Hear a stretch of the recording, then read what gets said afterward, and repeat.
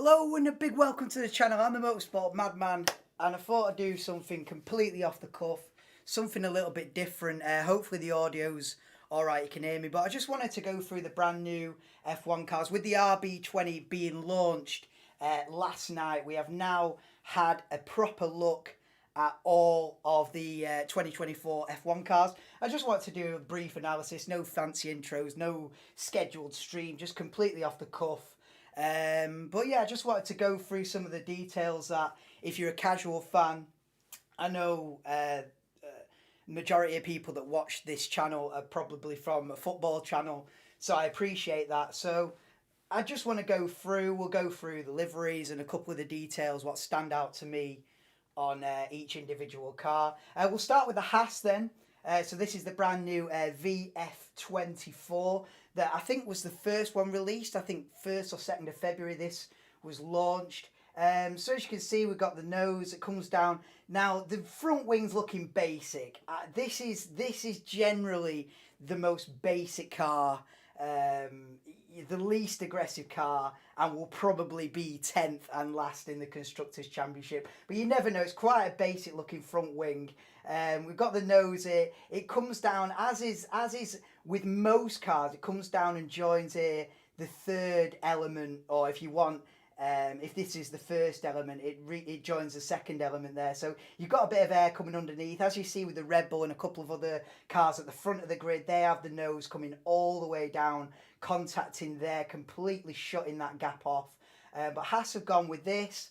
Again, it's quite basic. They've got a basic inlet opening on the side pod there, quite bulky, but you can see where they're trying to guide the air down. It's quite aggressive off to the back there. They've kept it quite tightly packaged. As you can see from the overhead view, they've kept this quite narrow actually. They've kept this quite tightly packaged. And a bit of interest here, they've curved the floor in, which I think that's the only team to do that. But yeah, on the whole, not a lot to say about the Haas. Like I say, this will probably be 10th in the Constructors' Championship. I wouldn't be surprised if they don't score any points this season, to be honest. They've got a new team boss as well, Ayo Komatsu.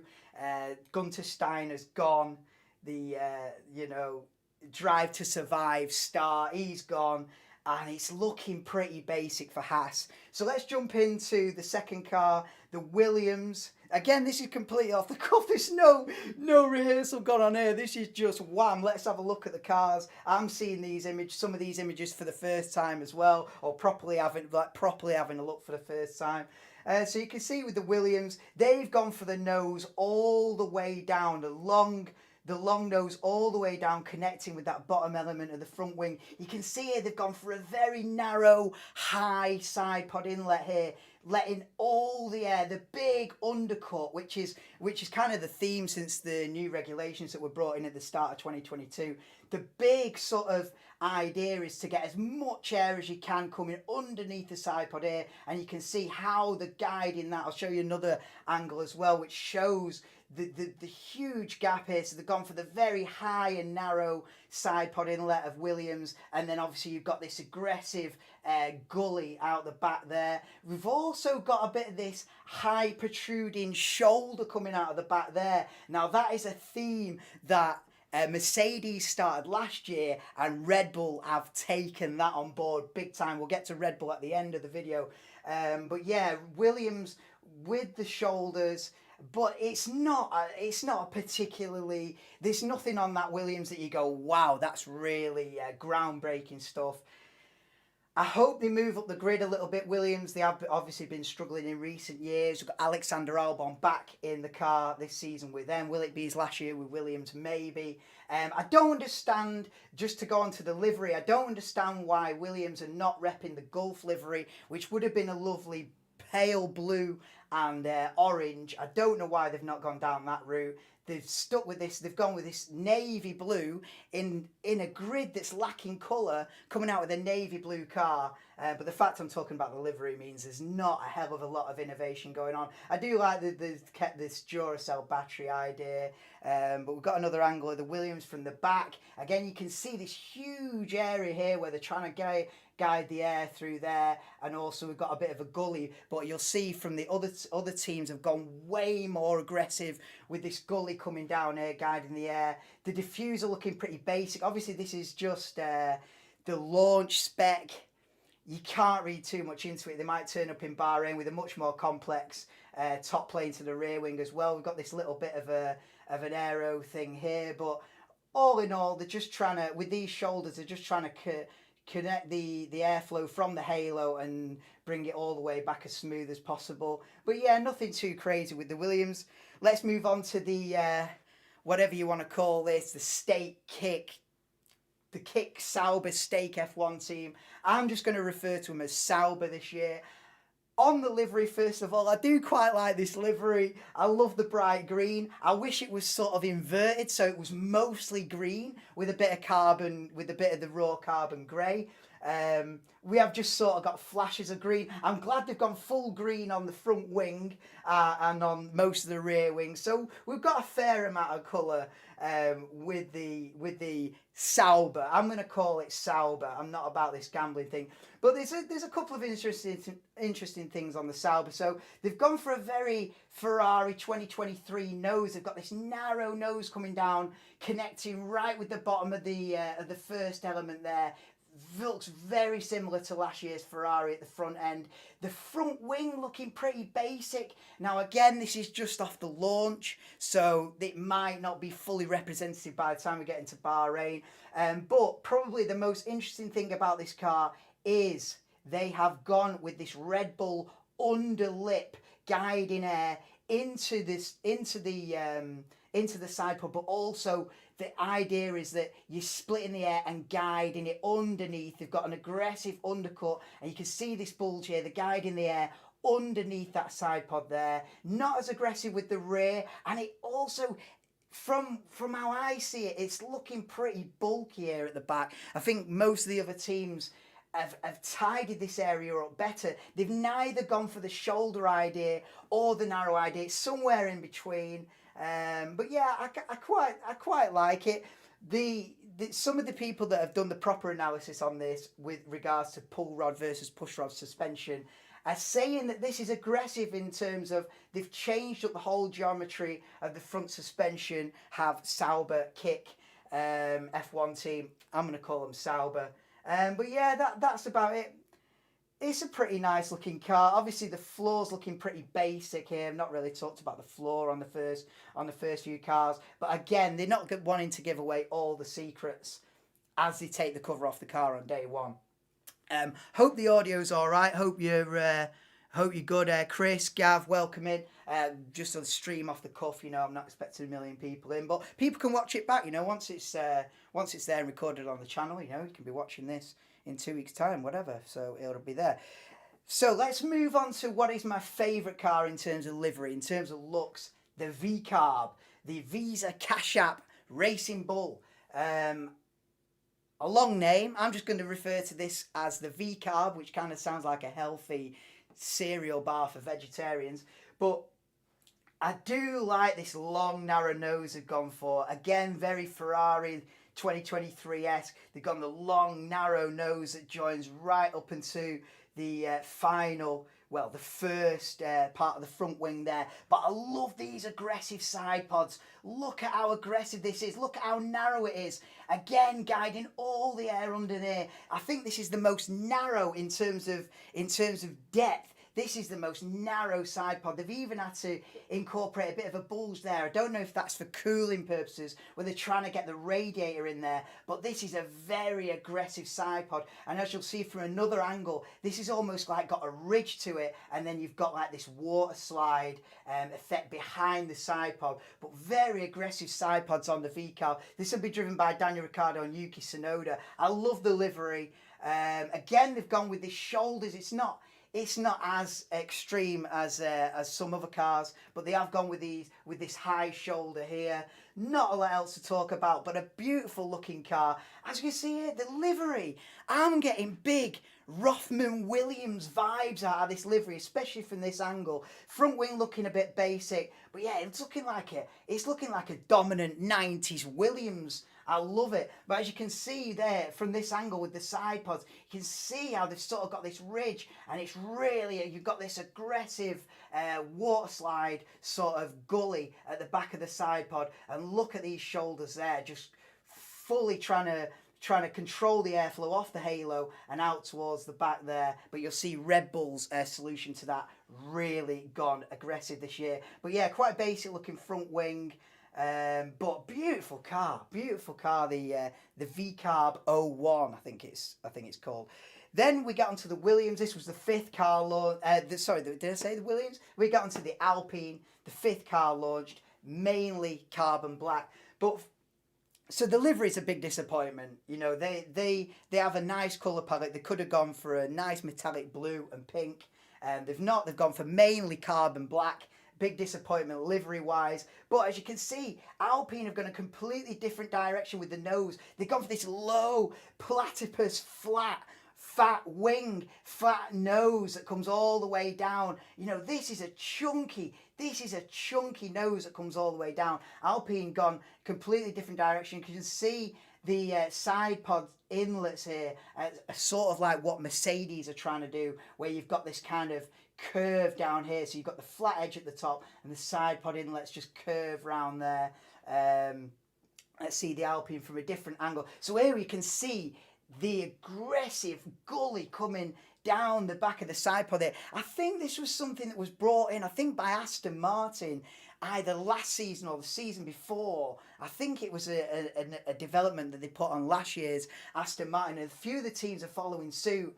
And this is getting really aggressive. So you've got this huge gully in behind the rear of the. Again, we've got no paint. This is. They could have had a beautiful blue car, pink car. It's mostly raw carbon. I don't know if Alpine are struggling with the weight this season, but yeah, it's now we've got this aggressive back end of the side pod here. We've got this aggressive looking something out of a Batmobile, trying to guide the air into the floor and around the floor here. This is all looking very basic, which tells me, because by the time you get to Bahrain and race one, you're going to have slots in here, you're going to have hoops, you're going to have all measure of detail going on here. This is just the launch spec. These are just the renders. And so this is just a basic floor that they're just launching with, not wanting to give away any of the secrets. Also, they got the same sort of rear wing top plane as the Williams. But yeah, the main thing on the Alpine is what I said. You've got this aggressive gully in here, and it starts all the way at the front there. You know, they're not leaving it flat and then with a steep drop off. This is a gully. You know, so fair play to Alpine. We'll see where they finish. They had a disappointing 2023. They'll definitely be looking to improve this season and challenge for podiums. And with Esteban Ocon and Pierre Gasly at the wheel, I hope they can improve. They've got major backing from a handful of A-list celebrities. So we'll see if that translates into, well, you know, money equals speed in this game. So more money is not a bad thing. Then we get into the Aston Martin. These were sort of the guys that invented this crazy gully in here, and this year they're going for it again. Not quite as extreme as the Alpine, but really extreme gully at the back of the side pod there. They've changed the nose a bit, Aston Martin, as well. I feel like they've gone for the shorter nose. It doesn't go all the way down to the bottom of the front wing there, just attaches to the second element. So I feel like they've shortened the nose. Not a hell of a lot to talk about on the Aston Martin. Obviously they've got this bit of a detail here. Not a great deal to talk about. I think with the Aston, they've kept it quite tightly packaged at the back. They've not gone for this big shoulder, these big high shoulders that a lot of the teams are going for. It's quite nicely packaged. As you can see from this angle, this is probably the slimmest in terms of where the engine is and where all the gubbins is under the car. This is probably the slimmest. This is looking like it's been on a diet, and it's looking good, but not a radical change for Aston Martin. I was hoping for more. The front wing's just looking launch spec basic. I expect that to change by the time we get into testing next week. Join me for that. I'll be doing coverage of day 1. Day 2 and day 3, I don't know because I'll be at work. But day 1, next Wednesday, the 21st, I'll be live for day 1 of winter testing. We'll have a look then at the front wings and stuff. And I expect there to be a little bit more complexity going on. But yeah, the Aston, livery-wise, exactly the same as last year, so not a lot to talk about in that regard. At least they painted the car. You know, half the grid are just rocking up with a raw carbon car and going, yeah, cheers. But at least Aston have kept the Aston Martin green, if you like. But yeah, not a hell of a lot to talk about on the Aston Martin. Let's get into then the McLaren. They've gone a different way with the side pods. Everyone's trying to go for this narrow letterbox opening. McLaren are going for more of a narrow this way, but more of a deep side pod in the McLaren. So instead of doing this narrow letterbox or narrow here, as you'll see on the Red Bull, producing something very extreme, which we'll get into in a bit. We've got this kind of short stump nose here, which they brought in last year again, just connects to that third element, doesn't come all the way down here, as some teams have decided to come all the way down here. McLaren with the short stumpy nose there, not sure it looks great. On livery, I wish there was more orange, like the Sauber. It's kind of majority raw carbon with a bit of colour. I'd have loved to have seen it the other way around, so you've got mostly orange, but at least they've got the orange nose. So when you see the car front on TV, at least you'll have the distinctive orange nose. Basically, from the driver back, it's basically just raw carbon. But I want to draw your attention to look at this boomerang style. I'm thinking Ferrari 2022 sort of really aggressive side pod where it curves around you. You've almost got an edge to it, like when Ferrari launched that 2022 car and Ted Kravitz said it was like a baby bell. It is literally it's very aggressive and also very skinny here, how they've packaged the engine and the gearbox in there. Very nice, very narrow. Few details on the floor there, but yeah, McLaren going with this very aggressive boomerang style side pod. I like it. Only one picture of the McLaren. Now let's get into the Ferrari. Livery wise, straight off the bat, livery wise, I'm loving these little details. I'm loving the yellow and white stripes on the Ferrari. It's got a retro feel. It's got like a 1980s retro feel to the Ferrari livery-wise. But I feel like it's a little bit conservative now. Whether they turn up in Bahrain in a few weeks with some details that they don't want to give away straight away here.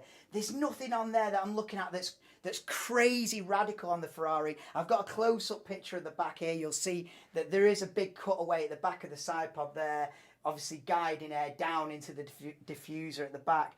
But they've changed the nose, interestingly, at Ferrari. They've gone for a much wider, flat, lower front nose on the Ferrari. They did have quite a nice looking, from purely an aesthetics point of view, they had a nice looking sort of pointy nose that came all the way down to the fourth element in previous years. Now they've sort of taken the nose back, they've flattened it out. I was watching a video of a guy that analyzes the aerodynamics of it, and he's saying it's to create some kind of load on the actual nose, to create some downforce. A pretty basic looking front wing. Again, this is going to change, you know. This is looking like a launch spec 2022 car. You have to have 4 elements, and they've just gone 4 straight flat elements. Not looking very aggressive. They have gone for the 2023 Red Bull style underlip underneath to guide the air in and to also split the air and get the air going underneath there. But again, these side pods not looking particularly aggressive on the undercut. All of the sort of work seems to have gone on towards the back of the side pods. As you can see, we have got the undercut there. So we've got sort of this block bulbous coming out there and the guide in the air underneath. I think they've kept with you can't see it in this picture, but I think they've kept with this, what do they call it, the P duct or something like that. What do they call it? This little, they've got a slot there. So whether that's going into cooling the engine, cooling the radiators, or whether they're guiding that out through another outlet in the car, the back of the side pod, I don't know. But we have got another tiny inlet there, as well as the normal side pod openings. But I do love the Ferrari. I think it's very nice. I'm glad they've added a bit more red to the front wing as well. We've also got these little details on the halo as well. Some aerodynamic little flicks here. Not so aggressive with the shoulder area, but very aggressive at the back. As you can see from this view, look at this concave here. So you've almost got this. It's just like a slice, and then it's taken completely out. So they've managed to virtually delete this part of the car. It's looking nice, a Ferrari from that angle. Raw carbon there, but that doesn't matter. It's mainly black. I do like these, as a side note, I do like these red and yellow wheel covers. Like I said before, I like the yellow and white detail in it. We've also got this sort of floating high element here, which is what the top teams are doing now. But yeah, the Ferrari looking good. Are they going to fight for a championship? I hope so. Leclerc deserves to be fighting for the championship this season. Obviously, he's got Lewis Hamilton joining him this next season. So final season in Ferrari, scarlet red for Carlos Sainz. But yeah, that's the Ferrari. Getting on to the last two cars now. We've got the Mercedes, which was launched the other day. Now, this is just a render. When we see it out on track, you see they've gone really aggressive with the front wing, which is not on this render. This is just a basic front wing, but you see when we see it out on circuit, they've gone completely different. Now, on livery-wise, when I first saw this, my initial reaction is, wow, this is like a collaboration of all of Lewis Hamilton's Mercedes liveries. This front nose is very like 2014, 15, 16. You know, this is very Hamilton versus Rosberg, Mercedes era, this nose. It's sort of like a homage. I mean, they haven't done this on purpose.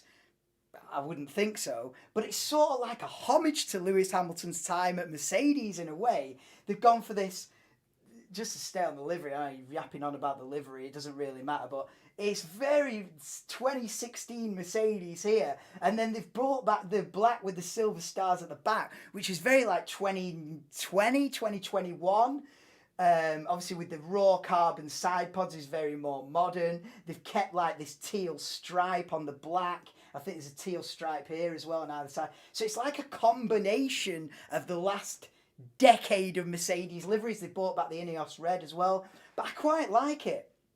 I do quite like it. I feel like it's going to be a bit of Marmite. Some people are going to hate this, but livery wise, I quite like it. Now, the main talking point on the Mercedes, not only these little side pods here that have sort of got this curved edge to him, but this very extreme, a very unique front wing that Mercedes are bringing to the track this year in 2024. So, from a legal point of view, in the rules, you have to have 4 elements to the front wing.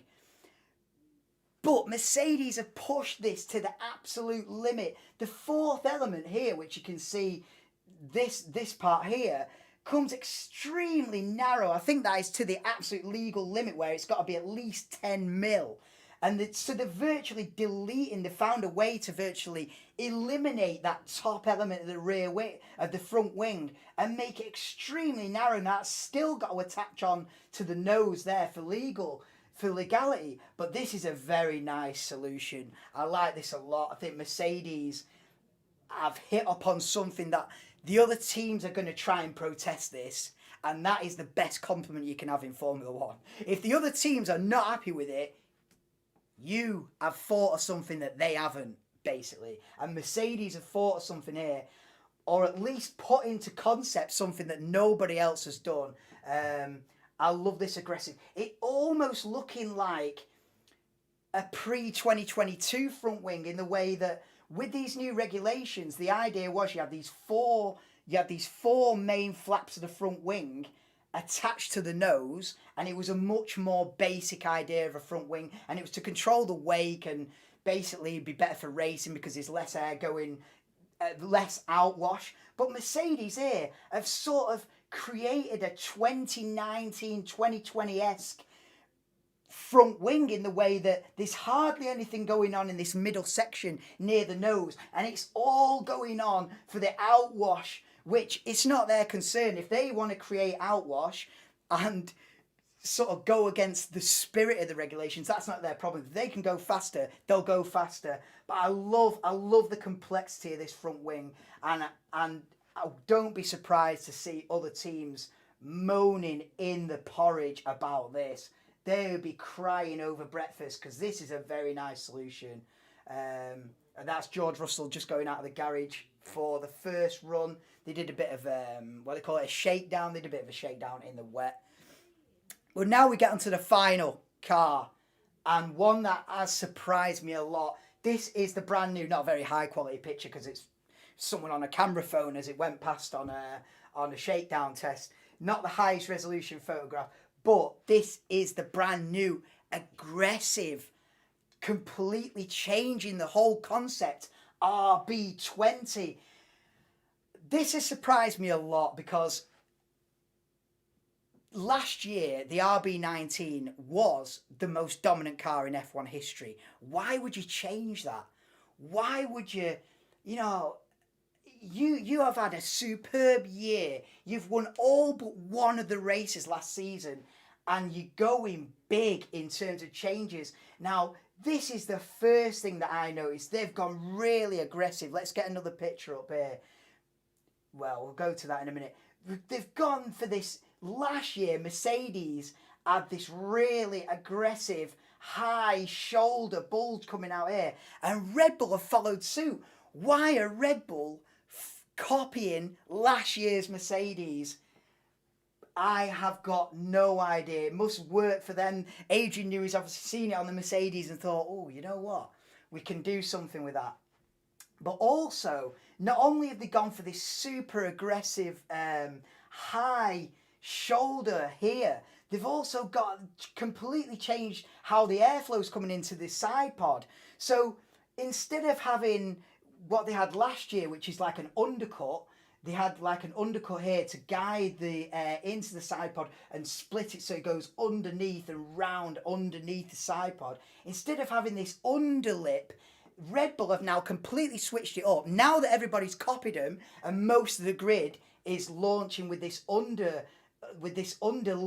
going in, guiding air into the side pod, Red Bull have gone, nah, we need to stay 3 steps ahead of the game, and gone for this over-the-top situation. So now Red Bull have gone for like an overlip. I mean, I don't know what the correct terminology is of all this. I'm just making up on the spot.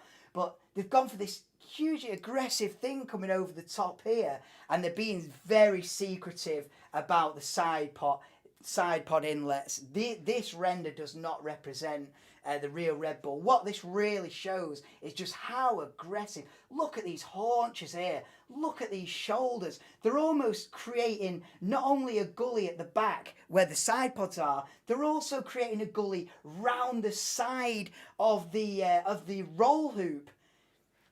This is an even more aggressive solution to what Mercedes had last year, and Mercedes have dropped that. Mercedes have gone in a completely different direction. These guys are trying to stay 3 steps ahead, going against the grain, which it surprised me because you have such a dominant season. You think, do you really want to be changing a lot on the car? Wouldn't you be just? Is it not just a safe bet just to roll out the same car again? But Red Bull, very innovative with this sort of air control, and I suppose it's air coming from the cockpit, coming from the halo. They want to control all that, send it down off the bottom plane of the rear wing at the back. But really aggressive from Red Bull. What else was I going to talk about with this? Yeah, they've also gone with the nose. They've gone all the way down. I'm sure this is a longer nose than what they've had in the past. All the way down, connecting all 4 elements of the front wing. They've also got this floating rear straight to the rear wing as well, the top plane of the rear wing.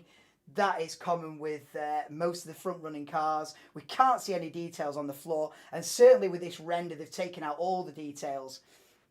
So we're thinking that the doing the side pod inlets is sort of like a very thin letterbox shape at the top, and then another slot which they're totally throwing you off the scent with this render. This is not representative of the real car at all. I think what the reality is you've got this very narrow, thin letterbox opening to the top of the side pod inlet, and then another one like that. So you've sort of got two openings, so you can have it as thin as possible to make sure you're still getting enough air into the engine and into the radiators. They've sort of had to do a double thing, so you've got this letterbox that way and a very thin inlet vertically as well here, which that render doesn't show up, but on the car there it'd be a very narrow side pod inlet and then another narrow slot there, so the air coming in and around. But interesting to me that Red Bull have changed it up so much when they could have played it so safe. But yeah, that's just a quick sort of rundown of the brand new cars. Like I say, I'll be doing coverage of day one of pre-season testing, see who's quick, see who's not. But yeah, that's just a run through. Let's go back to the beginning, just quickly go through them again. So that's my hey. So this was the Haas. I reckon, just to do a bit of a pre-season predictions as well, might as well, while I'm on air, I might as well carry on. But yeah, not much hope for this car. 10th in constructors, I reckon. Haas not looking particularly good. Williams hopefully can become a decent midfield team this season. Hopefully they can improve. Sauber's hard to judge. The rumours is, or the people in the know are saying they've gone very aggressive with the front suspension geometry. V-carb, I like this. Now, Daniel Ricciardo in an interview was really positive about this.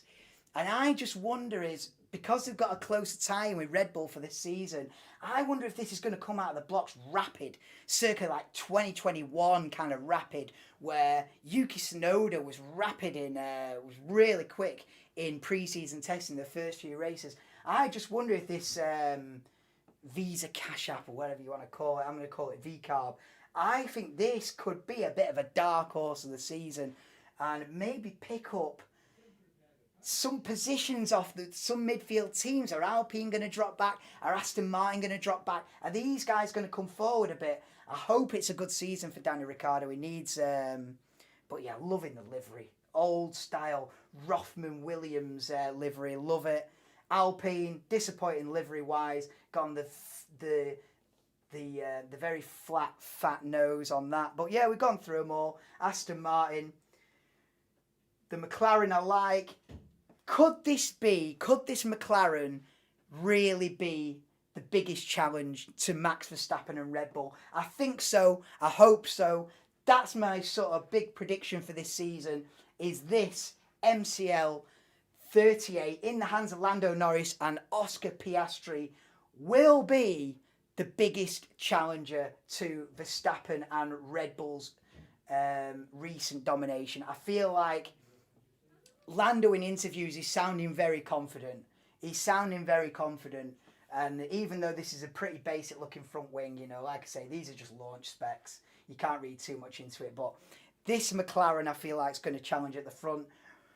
What does the season hold for Ferrari? Look, like I said before, Leclerc deserves to fight for, to have the car to fight for the championship. I hope they can. It's looking nice. Like I said before, I like these details with the stripes, looking very retro. I like these red wheel covers as well. Ferrari looking good. But yeah, that's about it. Mercedes, like I said, with this aggressive front wing, I am loving this. This is my favourite bit of innovation going into the season, definitely.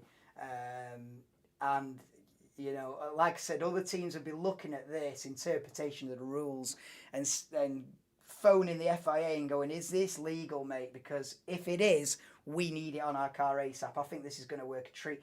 And I have no idea where Mercedes are going to be this season. Looking at this, you know, are they going to be back at the sharp end? I hope so. I hope they can challenge Red Bull. I hope as many teams as possible can challenge Red Bull. And Red Bull switching it up, going this Mercedes 2023 high shoulders, and completely changing the way they're guiding the air into the side pod.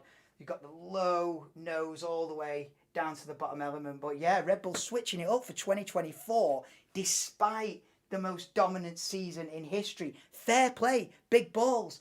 I guess from their point of view, they could have played it safe, rolled out the same car, or try and stay 3 steps ahead of the competition. So that's what they've tried to do. So that's a little sort of mini analysis. I know it's not like too in depth. I don't pretend to know everything about these cars, especially when it comes to push rod versus pull rod suspension. You might as well be talking double Japanese on that one. But yeah, I hope you've enjoyed the video. If you have, obviously this wasn't, this was just completely off the cuff. I just saw the Red Bull last night. I was like, oh, I could have a little chat about this. They've switched it up. This is unexpected. So I just thought, yeah, I'll come live, have a little chat about the 2024 grid. Hope you've enjoyed it. Please do drop a like, subscribe, if you're watching this next week, next month, next year. Yeah, but yeah. Peace out. No intro, no outro, just no thumbnail. Just completely out of the blue. But yeah, that is the 2024 grid. Hope you've enjoyed it. And everyone in the chat, sorry, not been able to talk to chat because I can't see the screen. It's round here. But yeah, peace out, guys. See you for pre-season testing day 1 on Wednesday. I might try and do the whole day. It'd be like a 10-hour stream or something. Well, we can have a laugh, can't we? And then the first race is on Saturday. Saturday, the 2nd of March. With Ramadan, they're moving the race a day early for Bahrain and also a day earlier in Saudi Arabia the week after. So the first 2 races are on Saturday, the 2nd of March, Saturday, the 9th of March. Then we get back into the Sundays, Australia, Japan, China. We get the season underway. Can't wait. But yeah, join me for pre-season testing on Wednesday. And that's just a quick analysis of the 2024 grid. Peace out, and I'll see you.